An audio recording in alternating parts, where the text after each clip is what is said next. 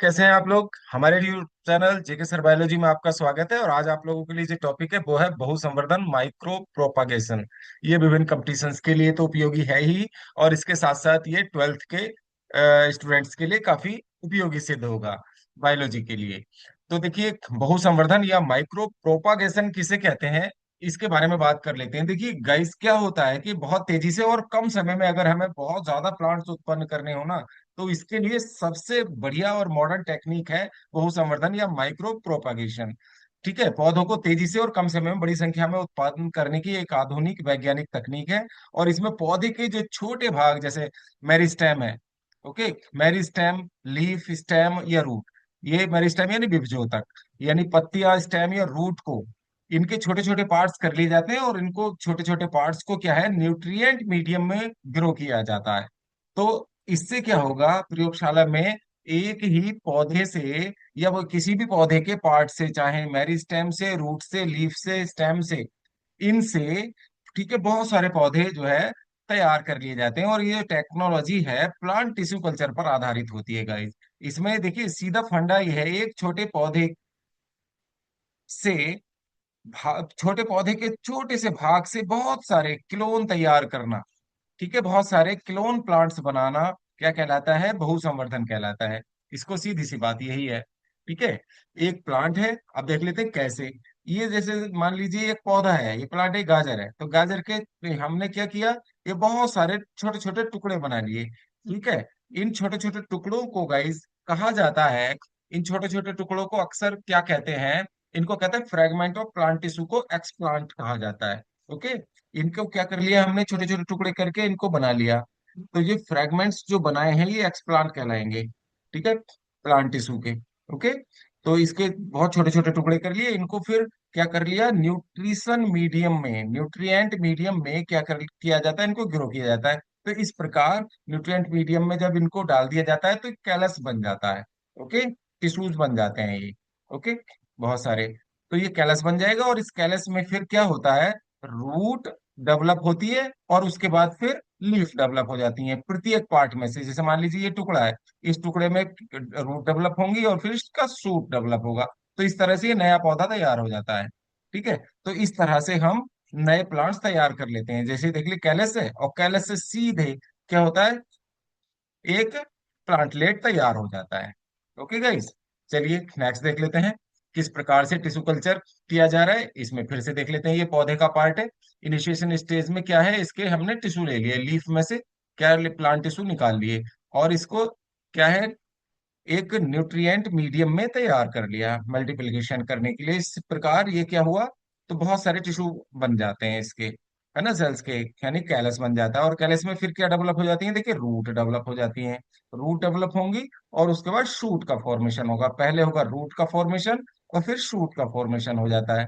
और इस प्रकार फिर नए पौधे तैयार कर लिए जाते हैं। फिर इन प्लांट्स को कहाँ रख दिया जाता है, ठीक है, ठीक है, एक्लीमेशन, एक्लीमेटाइजेशन के लिए, मतलब अनुकूलित किया जाता है इनको एक ऐसे मीडियम में, एक ऐसे हाउस में या ऐसे डिब्बे में तैयार करके, मतलब बंद करके रख दिया जाता है, जो एनवायरमेंटल कंडीशंस जो उस पौधे के लिए फिट होती हैं।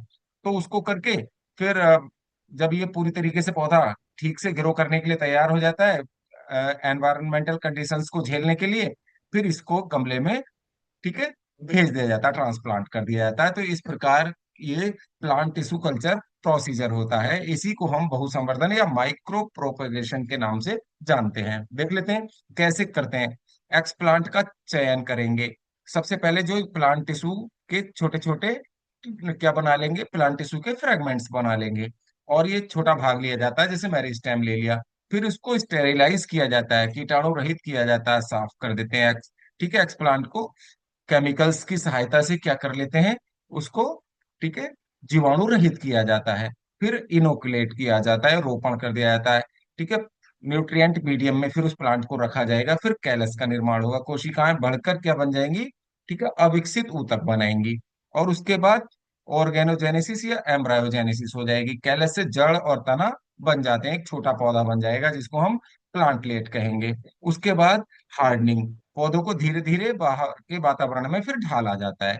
इसको हार्डनिंग या एक्लीमेटाइजेशन कहते हैं, एक्लीमेशन या एक्लीमेटाइजेशन। जैसे देख लीजिए, पौधे का पार्ट है, इसका एक्सप्लांट तैयार किया, इसको फिर अगर प्लेट में रखकर यानी कि न्यूट्रिएंट मीडियम में ग्रो किया, कैलस तैयार करने के बाद टीनी प्लांटलेट्स बन गए इनको, ठीक है, एक्लीमेट कर दिया जाता है, ठीक है, एक्लीमेशन कर दिया जाता है, अनुकूलित करके फिर प्लांट में, मतलब गमले में ट्रांसप्लांट कर दिया जाता है।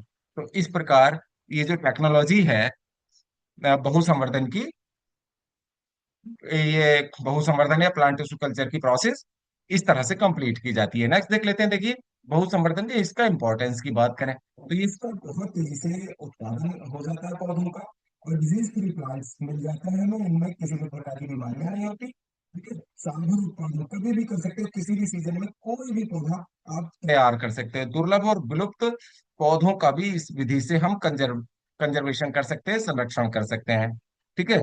और समान गुण वाले पौधे, जेनेटिकली आइडेंटिकल पौधों को भी इस विधि से तैयार कर लिया जाता है, ठीक है। अब इसका फ्यूचर में क्या स्कोप है, जो बहुसंवर्धन है, ठीक है, इसका माइक्रो प्रोपागेशन का क्या महत्व है। तो कृषि स्कोप क्या रहेगा, कृषि में उच्च उत्पादन वाली जो फसलों का विकास किया जा सकता है इसके द्वारा, औषधीय पौधों का उत्पादन बड़े स्तर पर किया जा सकता है, और बायोटेक्नोलॉजी में और रिसर्च में, ठीक है, इसका काफी यूज होने लगा है। हाइड्रोपोनिक्स जो खेती है, हाइड्रोपोनिक्स और आधुनिक खेती के साथ इंटीग्रेशन हो सकता है, और रोजगार के नए अवसर जैसे लैब टेक्नीशियन के रूप में या नर्सरी बिजनेस में इसका काफी महत्व है। नर्सरी बिजनेस जो पूरा टिका हुआ है वो पूरा माइक्रो प्रोपागेशन पर ही है, बहु संवर्धन पर ही टिका हुआ है गाइस। तो चलिए, आज आप लोगों को ये टॉपिक कैसा लगा, कमेंट बॉक्स में कमेंट करके जरूर बताइएगा। मिलते हैं नेक्स्ट वीडियो।